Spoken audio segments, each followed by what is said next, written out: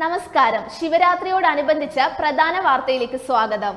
പ്രപഞ്ചത്തിലെ ശിവന്റെയും ശക്തി ദേവിയുടെയും രണ്ട് ശക്തമായ ശക്തികളുടെ സംയോജനമാണ് ശിവരാത്രി എന്ന് പറയപ്പെടുന്നത്. ശിവൻ മരണത്തിന്റെ ദൈവമായും ശക്തി ദേവി ദുഷ്ടശക്തികളെ ഇല്ലാതാക്കുന്ന ശക്തിയായും അറിയപ്പെടുന്നു. പുരാണങ്ങൾ അനുസരിച്ച് നിരവധി കഥകളും ഐതിഹ്യങ്ങളും ശിവരാത്രി ഉത്സവത്തിന്റെ ഉത്ഭവത്തെ വിവരിക്കുന്നു. ആദിമ സൃഷ്ടിയുടെയും സംരക്ഷണത്തിന്റെയും സംഹാരത്തിന്റെയും നൃത്തമായ താണ്ഡവ ശിവൻ അവതരിച്ചത് ശിവരാത്രിയുടെ ശുഭരാത്രിയിലാണെന്ന് ചിലർ വിശ്വസിക്കുന്നു. മറ്റൊരു പ്രശസ്തമായ ഐതിഹ്യം കഠിനമായ തപസ്സിനും ധ്യാനത്തിനും ശേഷമാണ് പാർവതി ദേവിക്ക് ഭഗവാന്റെ ഹൃദയം കീഴടക്കാൻ കഴിഞ്ഞതെന്നും പരമശിവനും പാർവതിയും വിവാഹിതരായി ഒന്നിച്ച ദിവസമാണ് ശിവരാത്രി എന്നും ഒരു വിശ്വാസമുണ്ട്. പാലാഴി കടഞ്ഞ കഥയും ശിവരാത്രിയുമായി ബന്ധപ്പെട്ടിരിക്കുന്നു. പാലാഴി കടഞ്ഞപ്പോൾ സമുദ്രത്തിൽ നിന്ന് വിഷമടങ്ങിയ ഒരു പാത്രം ഉയർന്നു വന്നു. ഇത് ലോകത്തെ മുഴുവൻ നശിപ്പിക്കുമെന്നും എല്ലാ ദേവന്മാരും അസുരന്മാരും ഭയപ്പെട്ടിരുന്നു. അതിനാൽ ദേവന്മാർ സഹായത്തിനായി ശിവന്റെ അടുത്തേക്ക് ഓടി. ലോകത്തെ മുഴുവൻ ദോഷഫലങ്ങളിൽ നിന്ന് സംരക്ഷിക്കാൻ ശിവൻ വിഷം മുഴുവൻ കുടിച്ചു. വിഴുങ്ങുന്നതിന് പകരം വിഷം കണ്ണത്തിൽ പടർന്നു. ശിവന്റെ കണ്ഠം നീലയായി.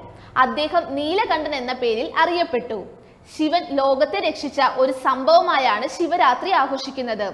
ലോകമെമ്പാടുമുള്ള നിരവധി ശിവക്ഷേത്രങ്ങളിൽ ശിവഭക്തർ പ്രത്യേക പൂജയും ഉപവാസവും അനുഷ്ഠിക്കുന്നു.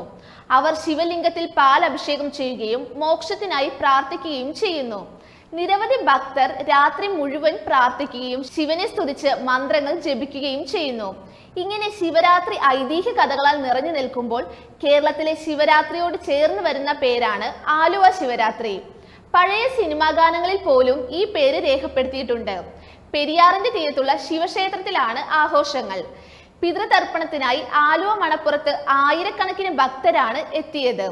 ബലിതർപ്പണത്തിനായി 116 ബലിത്തറകളാണ് ആലുവ മണപ്പുറത്ത് സജ്ജമാക്കിയത്. ഇപ്രാവശ്യം 75 രൂപയാണ് ബലിതർപ്പണത്തിന്റെ നിരക്ക്. ക്ഷേത്രത്തിൽ അർദ്ധരാത്രിയിലെ ശിവരാത്രി വിളക്കിന് ശേഷം ബലിതർപ്പണം തുടങ്ങി. തന്ത്രി മുല്ലപ്പള്ളി ശങ്കരൻ നമ്പൂതിരിയാണ് ചടങ്ങുകൾക്ക് നേതൃത്വം നൽകിയത്.